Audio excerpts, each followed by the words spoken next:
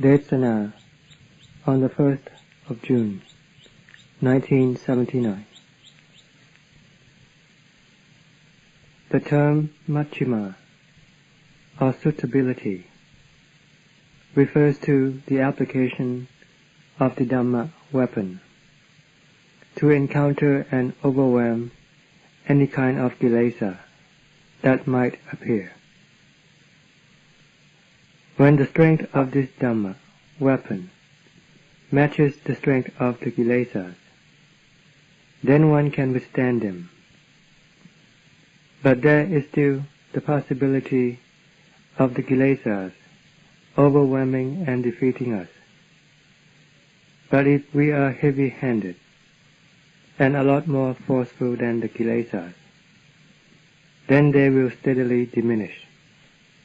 One will come to see the result, which will testify to the efficacy of one's exertion at this level. Using this particular kind of Majjhima as the means of countering with the kilesas, one will now take up this particular method of practice as the means of treading the path in the future. One must steadily and constantly be doing the work of the suppressing and eradicating of the kilesas. When the kilesas become steadily weakened, the application of the Majjhima Dhamma will be automatically adjusted to the intensity of the kilesas. When the kilesas are violent and vehement, then the Majjhima must be equally forceful and vigorous. One must really stand on one's ground and fight to the death. One must not retreat one step or back down. One must not abandon or let go of one's sati and panya, which is the foremost and the principal weapon, such as during the time when dukkha vedana appears within the body due to sitting for a long time. There will be a lot of pain in the various parts of the body, which becomes more intense and severe. It will yield no result or benefit if we merely endure this dukkha vedana. We must use our endurance and perseverance in our contention and in our struggle. We have to investigate with sati and panya. Panya will have to dig and search, probe and analyze for the truth of the dukkha vedana that is appearing at that time. By constantly having sati controlling and directing the work of panya, both of these factors must be relentlessly performing their work. One has to investigate to see where this vedana arises. It will be unavoidable that there will be the presumption and assumption that vedana arises from any one particular part of the body. For instance, at the knee, or around the waist, or at the bottom, or at the thighs around the pelvis, or at any other particular part. Whichever part seems to be most profoundly affected by this dukkha vedana is where we have to focus our sati and panya. One has to examine and find out what the cause of this dukkha vedana is, which is appearing at this point. What is it that is being afflicted with dukkha? Is it the flesh? Or is it the skin? Or the sinews? Or the bones at this particular point? One has to examine the flesh and then compare it with vedana. One must find out if they are one and the same thing. Are they similar to one another? The flesh has a physical appearance and characteristic, but dukkha vedana does not have that physical appearance and characteristic. It only manifests its nature of pain and agony naturally. This is the way of differentiating them, so that one can see them clearly as they are. This work of differentiating must depend on sati to do the directing and the concentrating on the work of panya, that is doing the examination and probing into the nature of dukkha vedana and the nature of the flesh. Then one's understanding, perception, and comprehension of this truth can be consistent and continuous. One must not relent in the application of one's sati and panya, as they must always go together in a pair, as they do the investigation into all of the sappava dhammas, like vedana and the flesh. If we want to separate the bones out for investigation, and if there are aches and pains in the bone, and we have the understanding that this bone is being afflicted by dukkha, we must then concentrate our attention in looking at this dukkha until we can see it very clearly. Then we have to look at the bone itself to see what kind of characteristic it has. For the bones have distinct characteristic features and colors. But this dukkha has no such feature. It is simply dukkha, similar to the dukkha that we have alleged to be arising from the flesh. It is just presumption to think that the flesh is being afflicted with dukkha.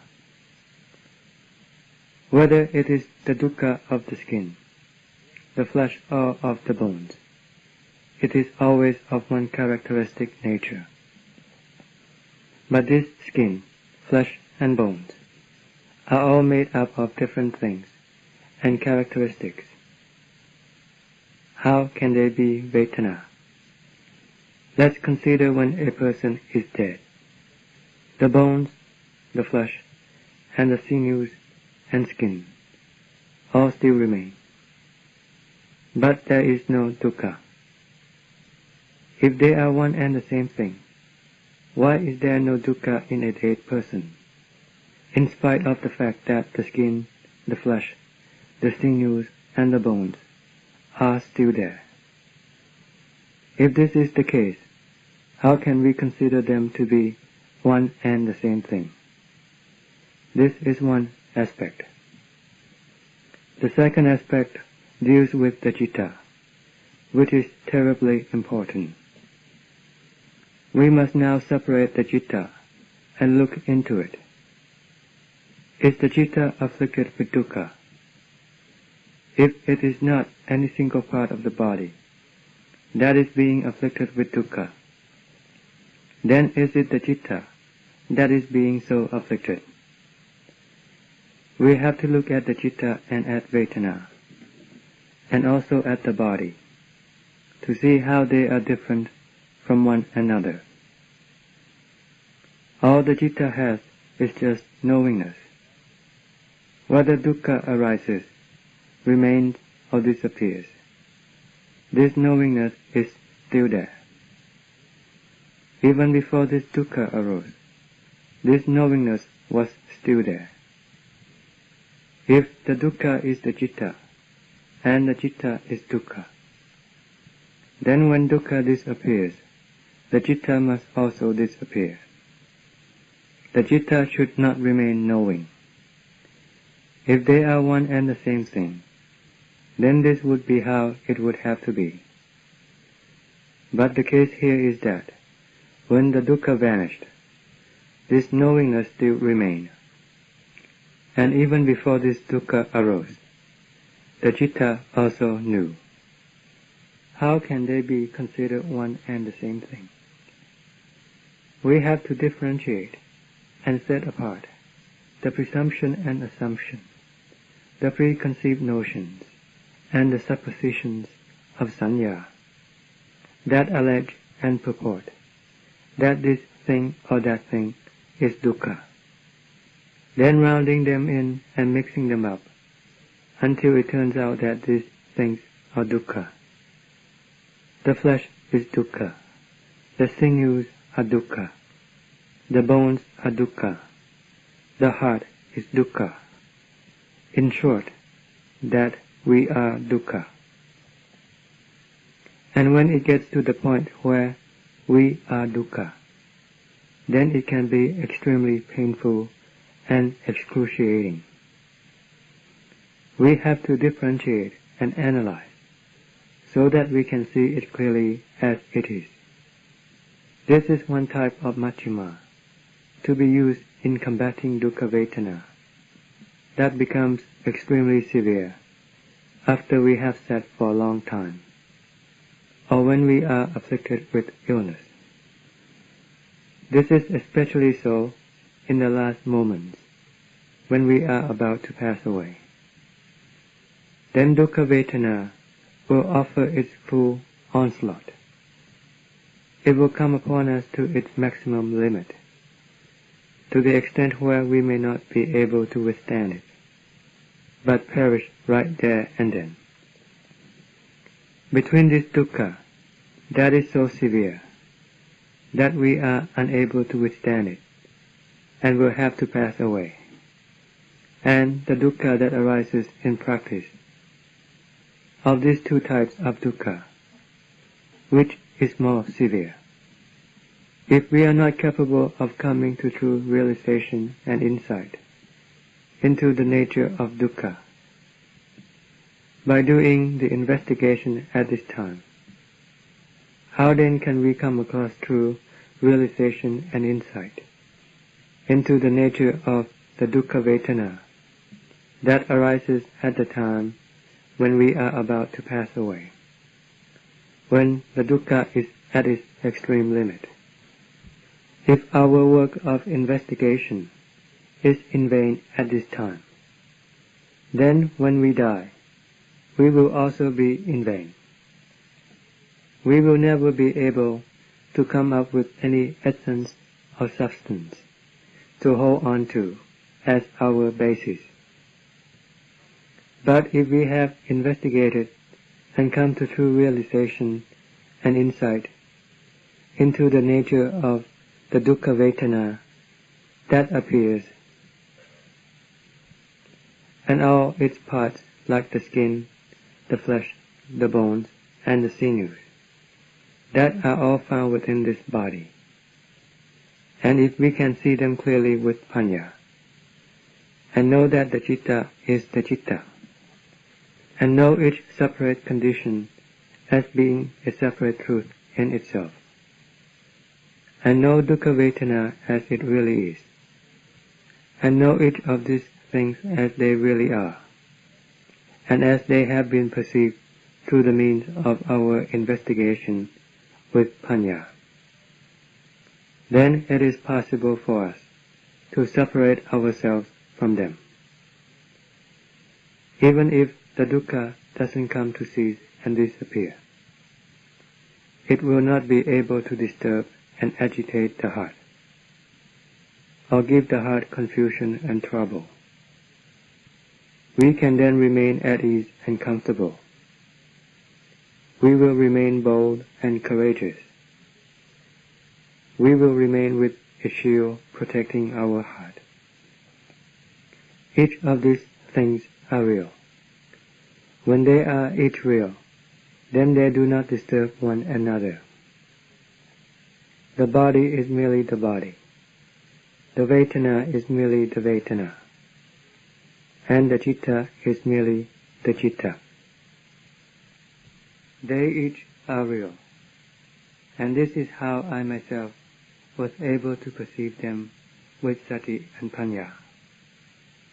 This is one category of Majjhima that we will have to apply in our practice. When the kilesas, tanha, and asava, and raga tanha are becoming very violent, then we will have to apply the means that is equally forceful and strong. We have to counter them with their opposites. We have to bring in the nimitta of asubha. We have to take the picture that is very pleasant and beautiful in front of us, and then we have to establish it to break down, decompose, and establish it so that it becomes bloated, becomes rotten, and then decomposes.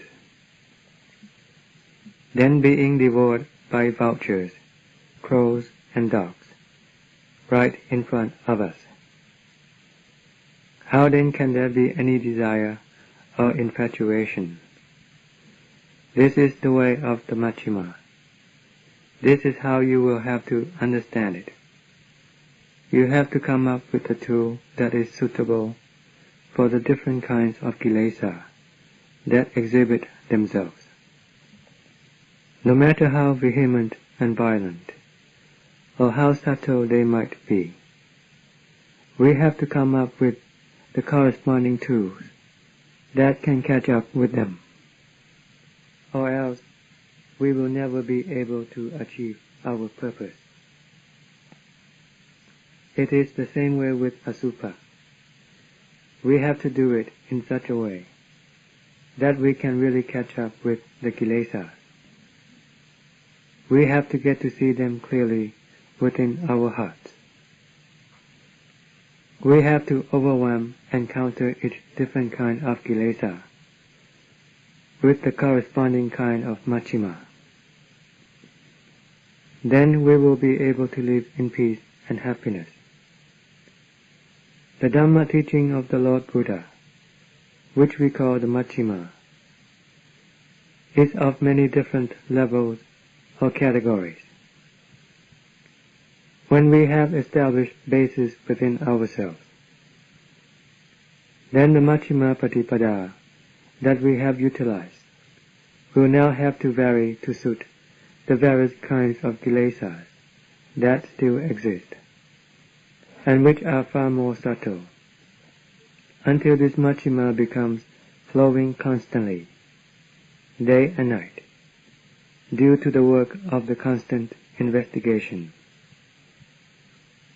And when the kilesas become more subtle, then panya will also become correspondingly more subtle.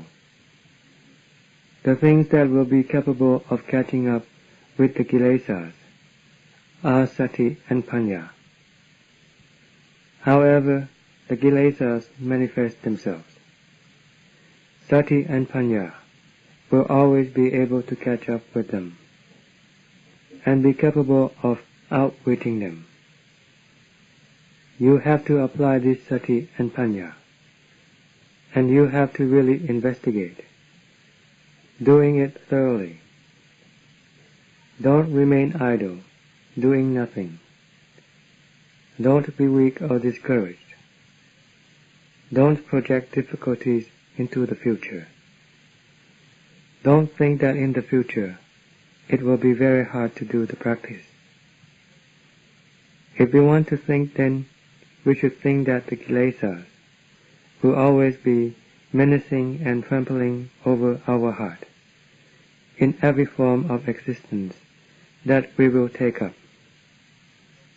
This will go on ceaselessly if we cannot find a way of correcting them.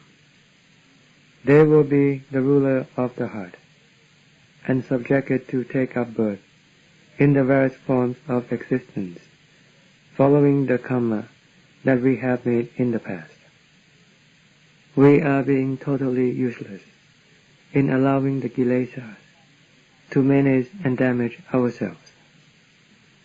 If we are going to think about the future, this is how we are going to have to think. It is only the present that is of any importance. We have to try to set up ourselves and be able to stand our ground and set up our resolve. We must not back down. The Lord Buddha had vouched for the efficacy and result of all the Dhamma that he laid down for us. He was the first one to cultivate this Dhamma, and was able to attain to the fruit, going up steadily to the state of illumination, the state of Buddha, the state of purity, due to the influence of this Dhamma. The Lord had verified and tested this Dhamma before expounding it to us. So how can this Dhamma go off the mark? The Kilesas can never surpass this Dhamma. Every kind of Dhamma surpasses the Kilesas. Every kind of Dhamma outstrips every kind of Kilesa. If we apply the Dhamma so that it is suitable to each different type of Kilesa, then it is certain that we will be able to stamp out and overcome every kind of Kilesa. This is the fundamental principle that we have to think of and apply in our practice. We have to exert ourselves and be very vigorous and enterprising. We should not see anything to be more valuable than Dhamma, to the extent of being obsessed and engrossed in it, as being more valuable than the state of deliverance from the Kilesas and Asavas, which oppress the heart. This is a crucial point. To be totally free of all kinds of Kilesas is the happiness which we should aspire for, as this is the everlasting happiness. It is the happiness that is totally independent of time, the happiness that lasts forever. You have to set up your hearts and concentrate in your investigation. I teach my fellows in Dhamma wholeheartedly and with pure intention.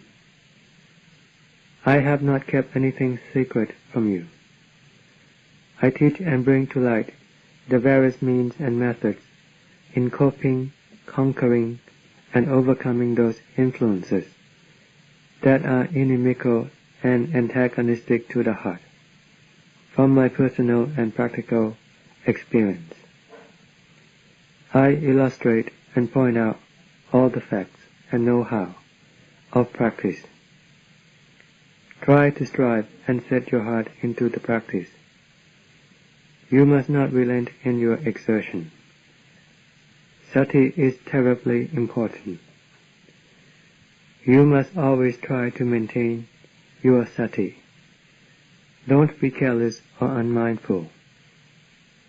But when we come to association and involvement with one another, the tendency is for us to be absent-minded and to lose our guard.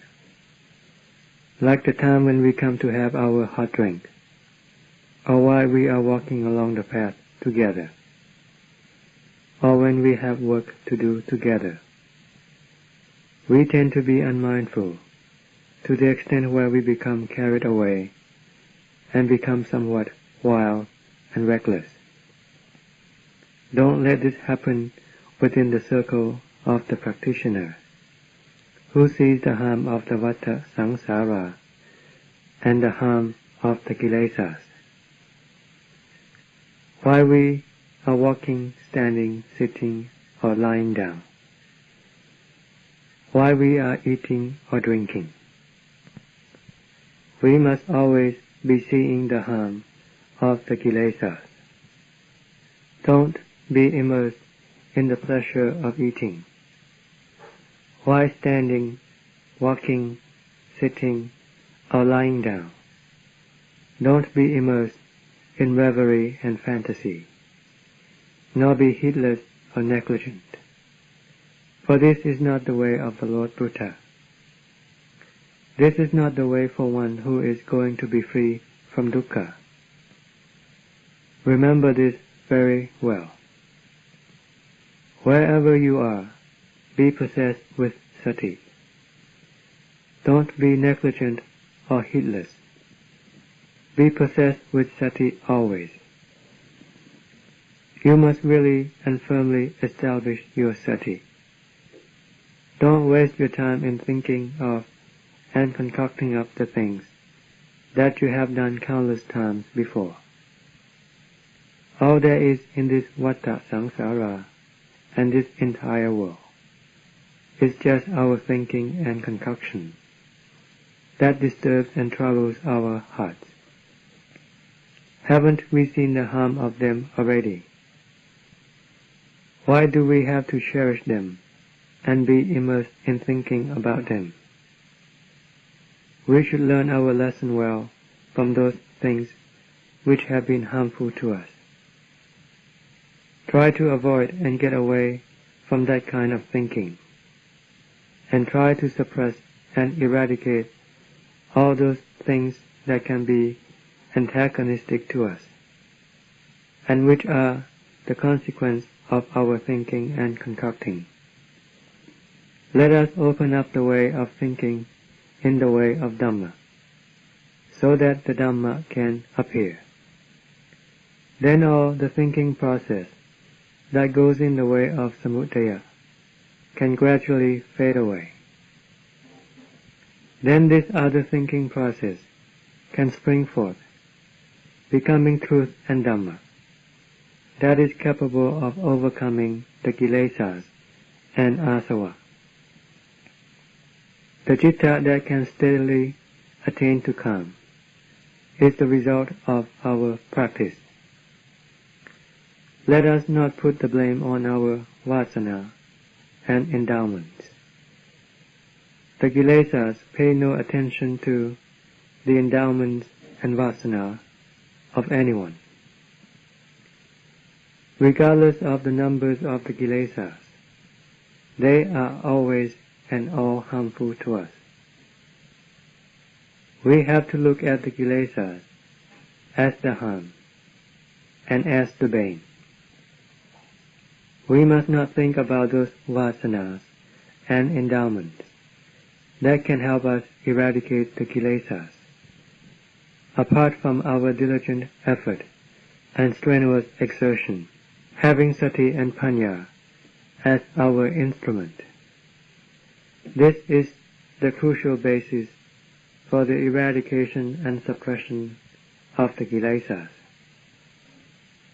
Don't be concerned with the vasanas and endowments, for this can only cause us to become weak and discouraged.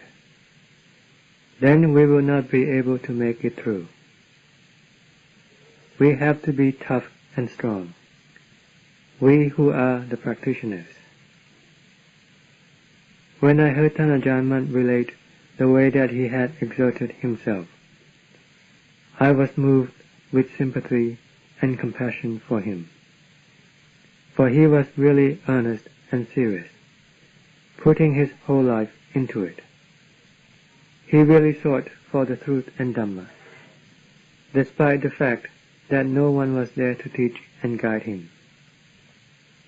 He kept on struggling and plowing through, doggedly, by himself, with the aid of the texts that were presented in general terms, and was eventually able to get through and become our wonderful teacher in this present generation, before he could become famous and an honor to the sasana, and be respected and venerated by the people, both those who had gone forth and the laity.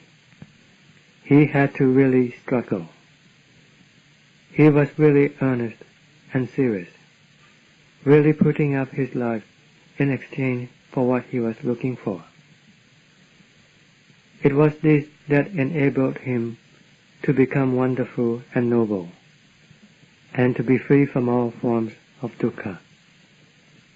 No form of samuti could touch him any longer, from that very moment on to the end of time. This is what is meant by Nibbana is permanent. The kilesas are impermanent, for they are samuti, and they have both sukha and dukkha. There is gain and loss, and they lead people to be happy and sad. And this is the way they will always lead people. When we have corrected and overcome all of these things, then it is not necessary to say whether the citta is permanent or not, or whether nibbana is permanent or not. It is only the kilesas that infiltrate the citta that make it have its ups and downs, highs and lows, constantly changing places and not remaining in equilibrium. It keeps changing from sukha to dukkha, from being luminous to being dull, to being confused and agitated, to being calm. These are all the disturbances of the kilesas. But when the kilesas calm down due to our exertion, then the heart also attains to calm. If our exertion becomes more intense, then our kilesas will get calmer and calmer. And when we can overcome any particular kind of kilesa, then that particular kilesa will disappear, and we will keep on overcoming and getting rid of every single kind of kilesa, until there isn't a single one left within the heart. We will then not have to go and look for any happiness anywhere else. We can see very clearly that the reason that we cannot find any happiness is because of the kilesas that obstruct us, that pressurize and oppress us with affliction and dukkha. We have to shoulder the burden of this dukkha constantly, all of the time, in all the various forms of existence, right on up to the present one. But when we are totally free from this oppression of the kilesas, and they have been totally vanquished from the heart, then it is not necessary to ask about the equilibrium of the citta, the akalika citta, or the akalika Dhamma, the timeless citta, or the timeless Dhamma, or the Dhammopadipo, the radiance of Dhamma, that is constant and unchanging. We don't have to ask about these things, for they will be found within everyone. You must really strive in achieving this, for it is the most valuable treasure, much more precious than all the other possessions of the world that are highly cherished and valued. But there is also tremendous greed for them, a great desire to acquire them.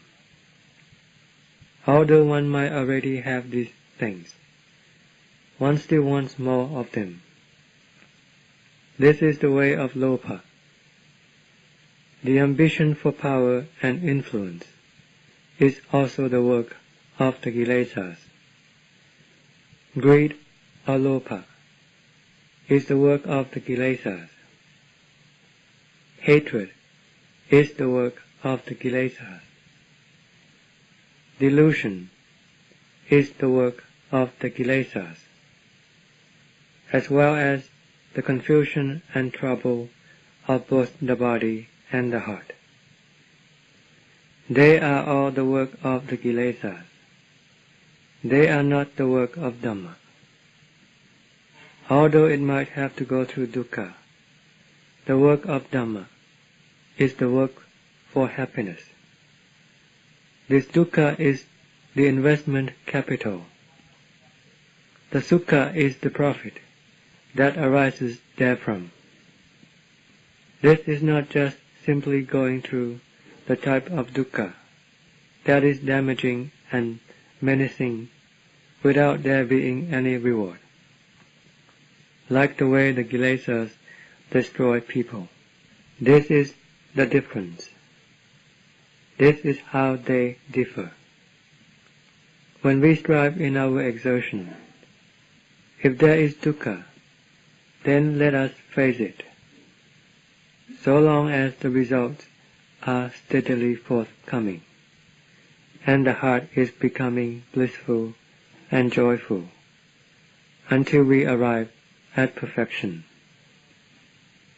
Then all of our burdens will be shed off. The battle that has been raging against the kilesas, like a Dhammacakka, turning around relentlessly and ceaselessly, both day and night, while walking, standing, sitting, and lying down, with the exception of the time when one goes to sleep. So intense will the contention with the kilesa have been, will immediately come to cease when all of our enemies have been totally vanquished. Then the instrument that countered the kilesas, or the mode of our practice that has been turning around like a revolving wheel, will also immediately come to cease. This is because all of the opposition and all of the enemies that one has been contending with have all totally disappeared. The battle of Dhamma between the kilesas and the citta has now come to a decisive conclusion. One has now attained to victory. The conquering of oneself, which is the conquering of the kilesas within one's heart, is far more supreme than conquering other people or winning battles 100,000 times. We have to accomplish this work. End of Desana.